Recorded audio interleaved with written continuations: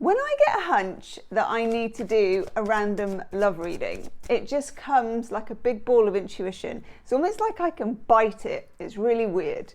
So I set the camera up and here we go. This is for you if you are single, coupled, curious, situationship, or just baffled with what's going on in your love life. We're going to have a look behind the scenes, okay? What is the energy that's going on? What can you do about it? And just get you some answers. So get yourself a drink, get comfy, and I'm going to start with taking a couple of energy cards just to see. That one is one. Oh, nice. Just to see where we're at. Okay, I'm getting this already. The first card we get, which is a joyous card to get really, is the Six of Wands. Winner, winner, chicken dinner, or vegan alternative, okay? It's a card of joy and it's a card of winning, feeling successful, getting somewhere. Sixes are very dynamic in tarot, and the Six of Wands is like a woohoo, you know, we made it. Okay, then we get the Chariot, major arcana. Two-way energy, two horses driving one chariot, both are trying to go in different directions, and you are the charioteer. I think the energy is that you've been quite split. So you've been at one time or even one day thinking, oh my God, yeah, this is working, this is happening. And then the next day or even in the same day, it's like I'm getting like when you split mayonnaise when you're trying to make it, or cake batter, it's something has split. And you are, in the next couple of months, I would say, taking a path this way or that way, but you're not actually aware of it yet. I know. You can probably feel in your intuition that you are being tugged a bit, that you're like, oh, this direction, oh, that direction, but you don't have a clear plan. And maybe the person that you're dealing with doesn't have a clear plan either. Now, the Six of Wands is saying to us, if you take the right path, there is a lot of success available to you. But the immediate question that, of course, comes up for us is, how do we know if I'm on the right path? What is the right path? Okay. I'm going to take a Chuck Spezzano Enlightenment card just in between the tarot cards. And one has very happily flown onto the floor. Okay, we get the unconscious and other lives. Oof. When you get this card, just know, and you've probably had this feeling about the person that you're asking about, this is a feeling of, I've known you before. It's an incredibly like soul contract. You're feeling spiritual karma. You can't explain it. You can't explain the wanting for this person. And you can't explain the weird, confusing knowledge that you have about this person because it's not in normal language. Gosh, I didn't think we were going to go deep this quickly, as the actress said to the bishop. Right, so we are moving in the halls of the unconscious. So know that something is happening in the 5D, something is playing out behind the scenes between you and this person that makes what's happening in the 3D or in real life feel really strange. Because this should work. You have a feeling of being very close to somebody, of being a part of somebody's soul family, which you are. And you also have a feeling, it's giving me an itchy nose, that's my other intuitive thing, very attractive. You also have a feeling with this person of having spent years and years and years with them, like knowing the bones of them. And yet maybe you've only been on 3 dates, or you're in separation, or whatever it is. I'm interested. I'm going to take a couple of cards on that, on what's going on in this background.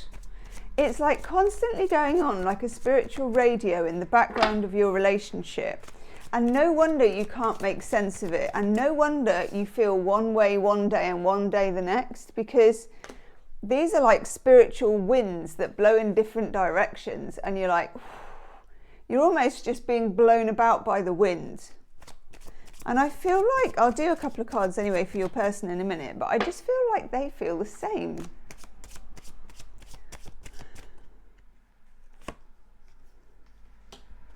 Yes.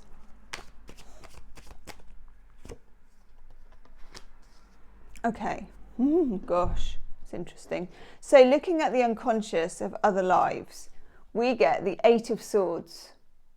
And the Eight of Swords is mental restriction, your own limitation.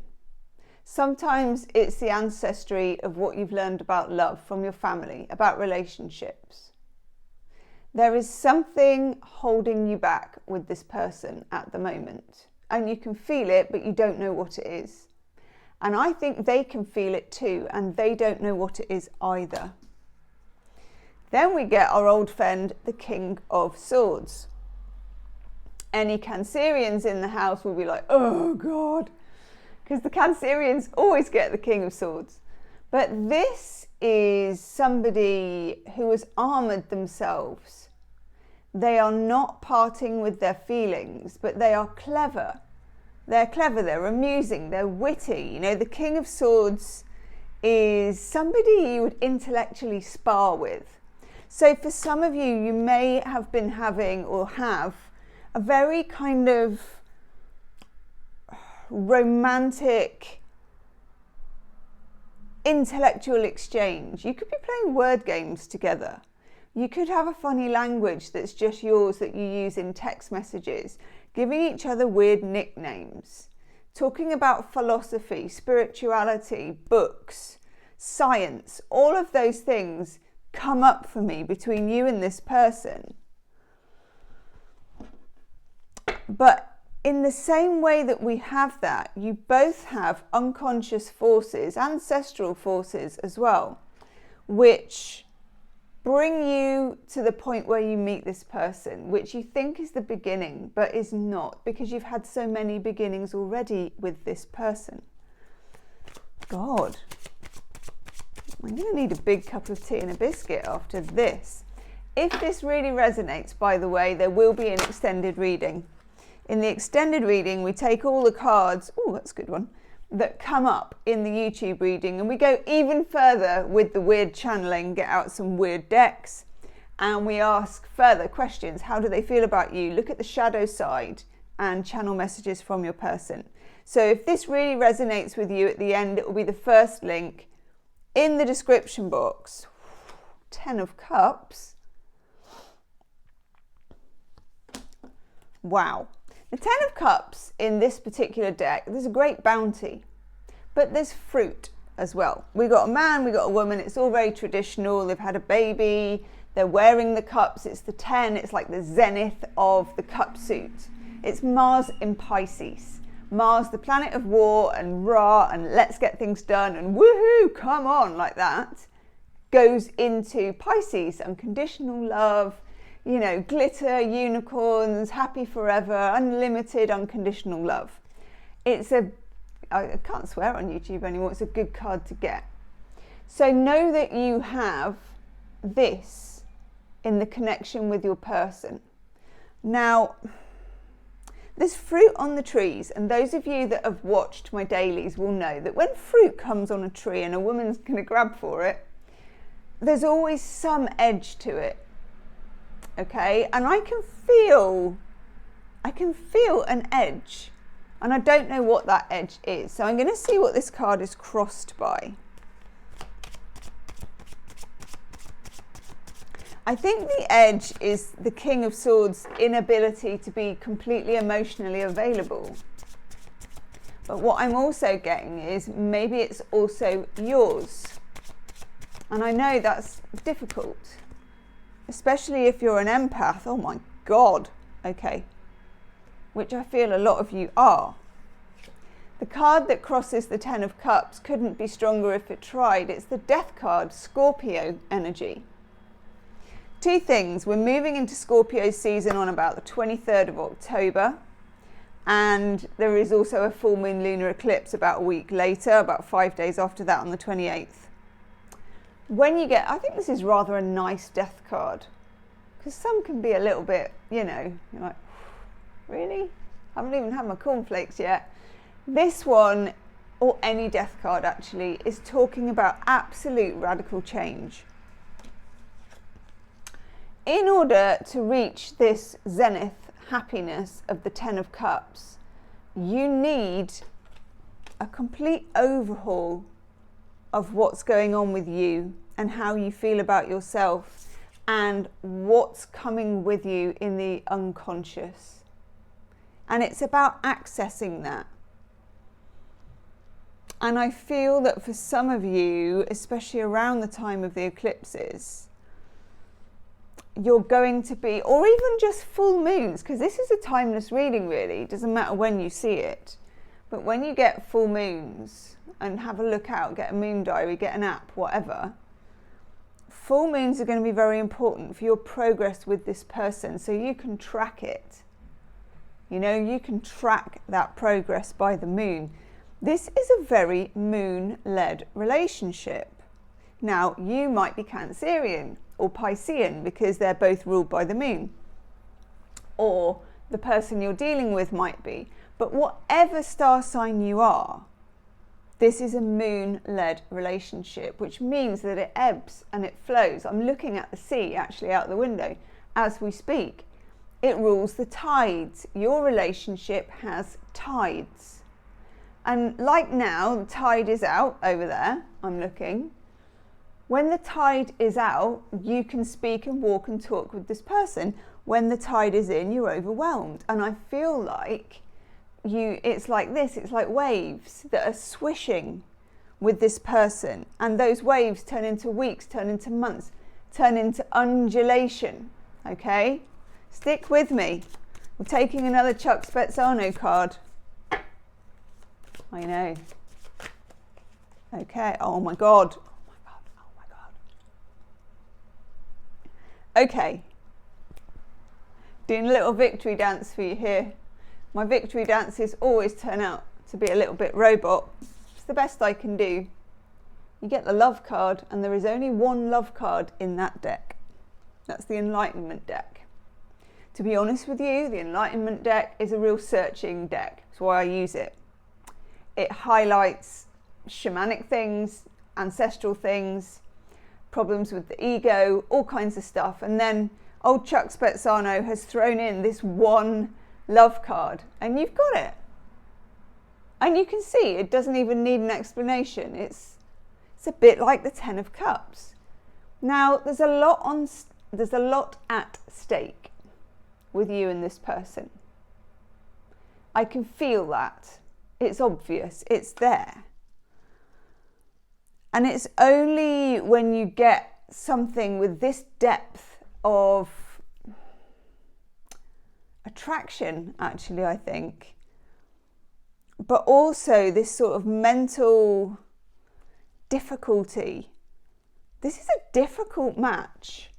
You know, I'm not going to say that this would ever be completely easy with this person. Because you are always, but all relationships are, you are always going to be evolving and changing. But at the same time, one of you or both of you is going through a massive awakening, or you will be very soon. You're turning your life, yourself, inside out. Let's have a couple of cards for that. Yeah, I think it's you. We only have control, after all, over ourselves. The Eight of Pentacles, Sun in Virgo, the card of doing the work. So you may have been doing the work somehow, working on yourself. Maybe you're in therapy, maybe you're doing some somatic healing. I've been trying that recently, shaking it out, really, really good. Maybe you're doing some work into accessing the 5D. You've been doing some tarot. You've been doing some spiritual practices.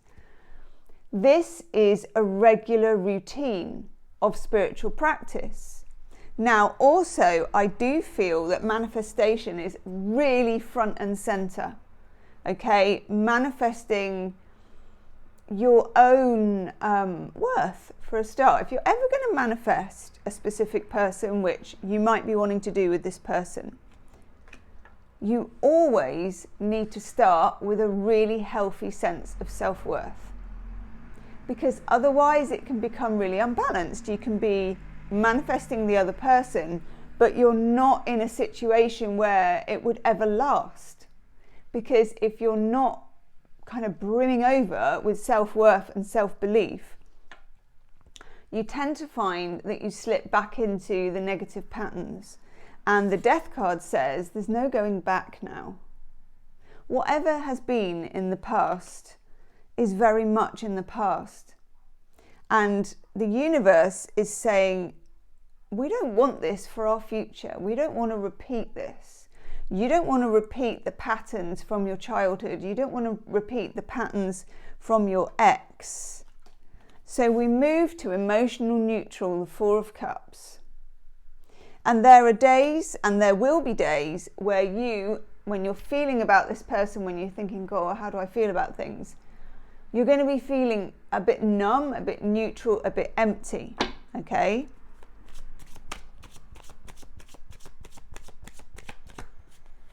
I'm going to take a couple of cards for the other person, for the person that you have in mind. They are what I'm getting channeled is like loads of fronds and strands going between you that are very like holding you together, invisible. What do we need to know for this person, please? Wow. Okay. I'm going to take one more, which will be a bridge between those two cards. Okay, good. First off, they're at the end of something. 10 of Wands. It becomes too painful to stay the same. I like this because the build up to the 10 of Wands as somebody's going through that is really frustrating, because they become unavailable, they become overwhelmed, they can't see their way over the wall of things that's going on for them. But when you get this, there is a feeling of release, because by the time it becomes the 10 of Wands, you've got no choice but to release it. The person that you're dealing with, it may be like life stuff as well. They may be in between jobs or moving house or something like that. But I rather get the feeling with this 10 of Wands that they are spiritually burdened, or they have been spiritually burdened. And it looks like they're in an awakening phase, but you are ahead of them. Okay, I often find that, particularly if I'm speaking to empaths. Empaths are too, and leave me a comment if you're an empath. Say hello, drop me your star sign. Empaths are usually, 1, ahead of the game, and 2, not got the ego to say, I'm ahead of you, because empaths don't need that. But sometimes I don't think you realise how ahead of this person you are. There is work that you've done on yourself that they are only just looking at. They're only just thinking about. And there are things which you have understood and pursued and digested and worked out throughout your life that they haven't yet. So in a way, although you're probably in the feminine energy if you are an empath and you're the empath half of this relationship, you are the leader, but probably an uncomfortable leader at that, and it probably won't feel like you're the leader. Then we get the High Priest or the Hierophant. And this is the person acquiring knowledge, either from books, from a person, from a teacher, from a guru. So your person is changing their thought pattern, which I think is good news for you. we also get the Three of Wands. Wanting to make progress, wanting to go further, having some fire, some passion. Could be dealing with a Leo, Aries, Sagittarius, or someone that has that in their chart. Tell me about this relationship, please. Tell me the story. Oh, wow. Four of Wands. This is the 1111 card. Yes, for those of you, I am getting twin flame vibes, okay? I never know quite what to call it, because sometimes I think calling it twin flame is a bit limiting because everybody's situation is a bit different. But whatever you understand as a twin flame, yes. We have the 1111 card. This is the beginning. This is the origin story of the relationship. This is a portal. When you met this person, a portal opened up. Now that doesn't necessarily mean that it's going to be like a full honeymoon thing. You know, sometimes you can really work through your consciousness with a person in a relationship, and sometimes very difficult and challenging relationships. And I'm not talking about, you know, letting someone treat you like a doormat. I don't mean that. I mean in which you know that you're equals, but also you feel confused, like there's a pull and you're in two minds about things. It just feels like the origin of this was very, very clear and simple. There was a portal to light and you both went towards it, which sounds completely weird, I know. With it, we get the Five of Pentacles. Two people stick together even though they're left out in the cold by a lot of other people, by society sometimes. Five of Pentacles always shows two people who are traipsing through the snow. And there's always, like say there's this fire here and they could get warm. If they needed to, they will leave the fire behind. So in other words, you're taking a choice not to be in your comfort zone. You have the Ten of Cups and the Love card. You have a lot of juice with this person. You know that and they know that.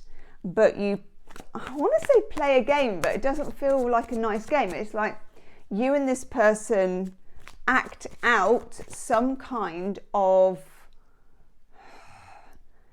in and out, hot and cold, on and off feeling. It's like magnets, like you're kind of drawn magnetically and then repel. Tell us about these obstacles, please.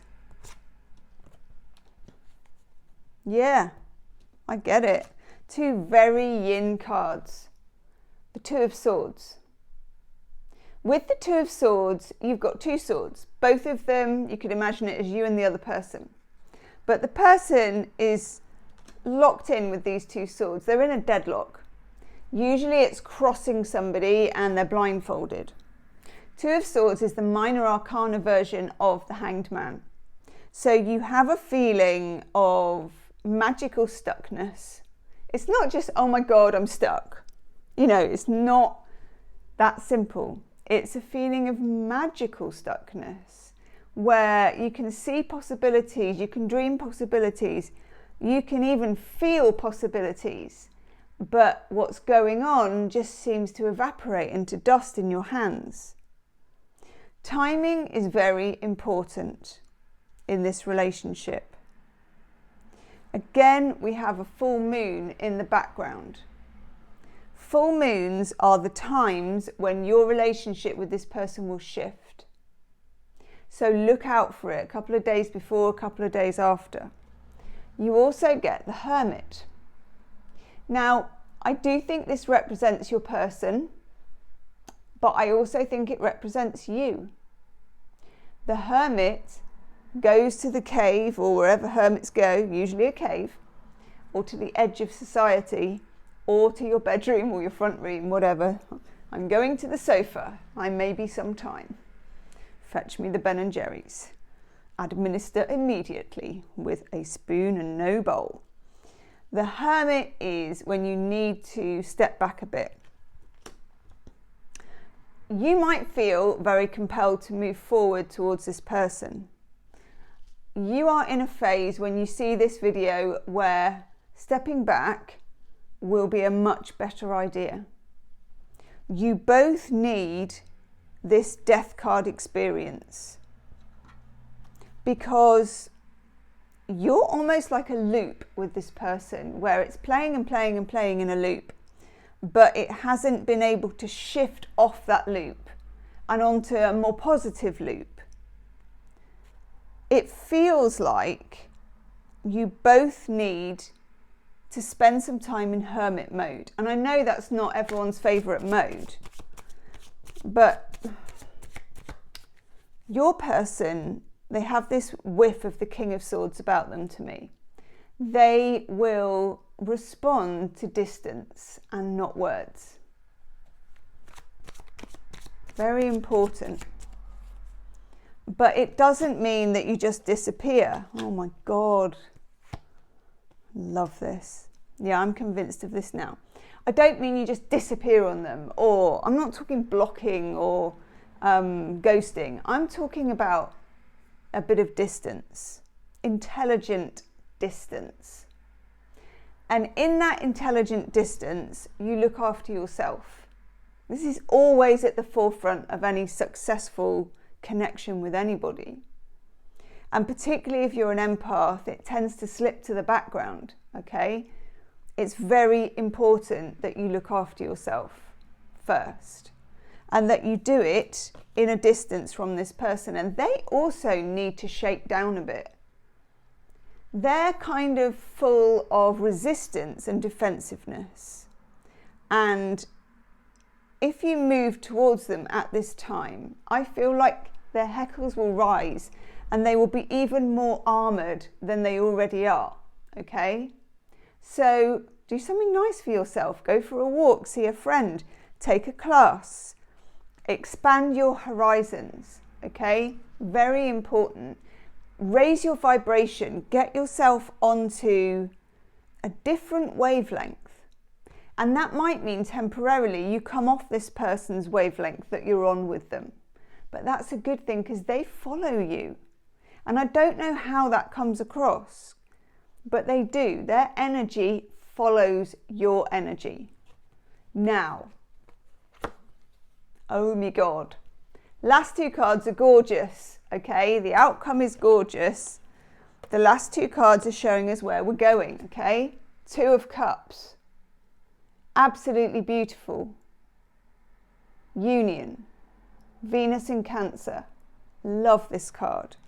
And you and this person will start a new journey. The Fool. It has to go back to the beginning.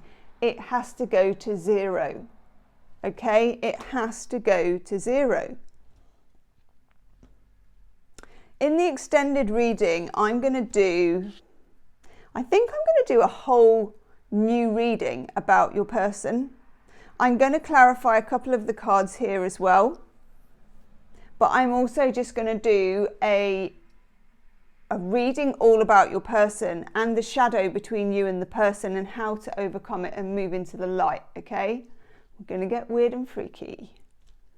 So if this is for you, I will see you in the extended. Otherwise, leave me a comment, okay? I love reading your comments. I read all the comments and I answer most of them, okay?